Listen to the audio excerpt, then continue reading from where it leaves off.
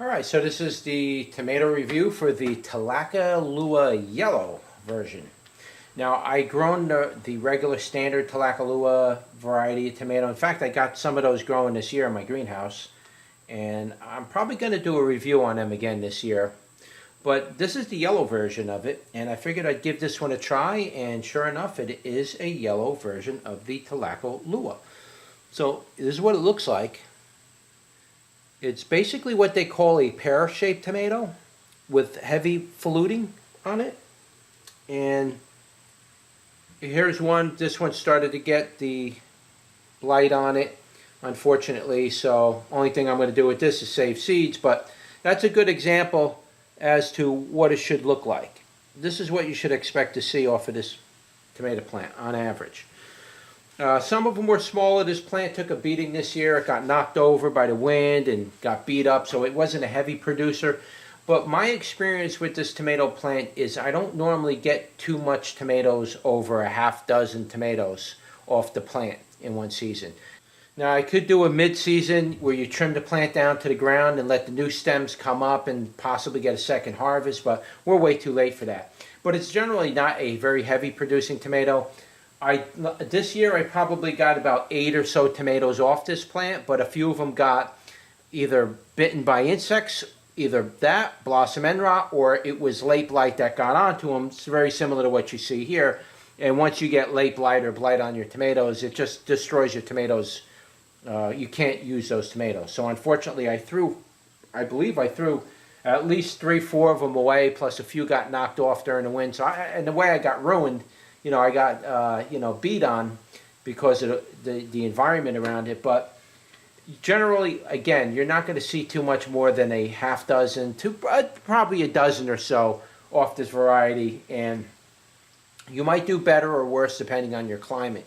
Up here, up north, we got a very short season, so it's really hard to really get, a good production on any large tomato. It's very hard to get any kind of good production, and unless you're a tomato farmer and you got it down and you're using all kinds of chemicals and stuff like that, and maybe you'll get lucky. But on an organic sense, it's very hard to get a good harvest of larger tomatoes, and this is one of the ones that kind of give you a little trouble. But it's a good tomato. I really enjoy the look of this tomato. This is fantastic to put on your table. People would look at that and say, what in the name is that thing, and they look at it, and it's very strange looking. It's a very eye-catching type of piece. So let's do a bricks test on it, and let's get an idea what the bricks is. Now, it is kind of a dry tomato. In other words, it's hollow in the middle. It looks to be about a 5.5 on the bricks. Not terribly high, but we'll taste it and see what it tastes like.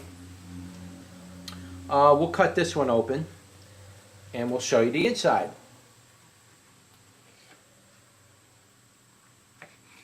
Very soft. These been ripening now for a couple of weeks off the plant. So I've had this one actually got the late blight on it after I picked the tomato, because I let them sit out for a while. I wanted them to fully ripen. Plus, I'm doing reviews on so many things. It's hard for me to get to all these reviews, because I actually have to eat these tomatoes to some degree. Even if I don't eat the whole thing, I still have to consume it. So it gets to be a lot. So sometimes tomatoes sit around for a while with me, and unfortunately, when all your tomatoes are coming in at once, it's really hard to eat that many tomatoes. You really start getting sick of them. So this is what it looks like on the inside. Beautiful inside of a tomato. It appears to be what they call a hollow tomato or a stuffing tomato. So in other words, the seeds are not attached to the rind. You can see that they're separated from the rind. I do see wilding in the rind in this one, and there is some blushing of pink a little bit. If you look really closely, you might see a little bit of blushing of pink, maybe a little bit on the inside. So it's actually quite a gorgeous tomato. So let's cut off a piece. Very soft. I'm under the impression this is going to be chalky and creamy. I don't like chalky and creamy, but it might be. So let's see what it is. Well, I can tell you right now, the skins on it were really tough. And the insides were creamy soft. But not creamy. I shouldn't say that, creamy soft. It was moist. It was a very moist tomato, but the texture of the tomato on the inside was slightly creamy and texture, should I say. It was kind of had a little bit of a texture to it.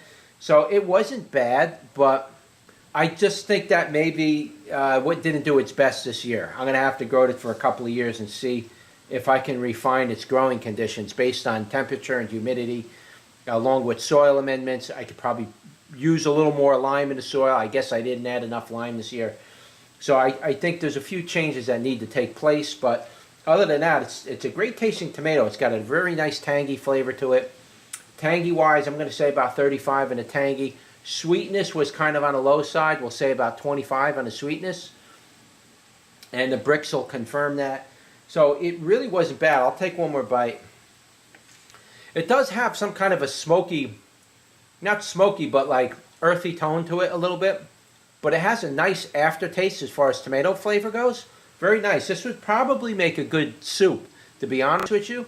It'd go fine in salads, but because it's so soft, if you wait till they ripen really yellow like this, it's probably going to be too soft for salads. So you're going to want to make sauces with it, or you're going to want to cook it down and do something else with it. Probably good in soup and that kind of a thing, but as far as like eating it in salads and raw, it might not. If you let them ripen too much, they're going to be a little soft for you. When you let them ripen like this, you should get the maximum sweetness from it. That's why I let these really, really ripen up, and I wait till they get to their full ripeness so I can get the best sugar content out of it. So I can give you the idea of if it's going to develop a good sugar flavor. It's generally pretty low, but I wouldn't let that refrain you from buying it based on how sweet it is. This is something you're going to have to grow for a couple of years in different environments, different weather conditions and different soil conditions to find out which one's going to unlock the flavor of this tomato, because really that's what it's based on.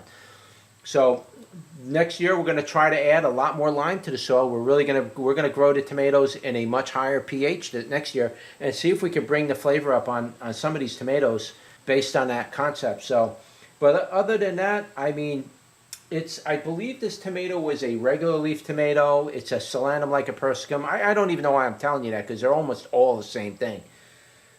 If it's a potato leaf, I'll maybe just point that out, but I don't want to make these videos any longer than I have to. But that's it. I mean, that's all I could say. I'll leave all the information in the description below. You can look that up for yourself. If you have any information on this tomato that you might know about that I didn't talk about in this video, comment below. And that's it. Like, share, and subscribe, and I'll see you on the next one.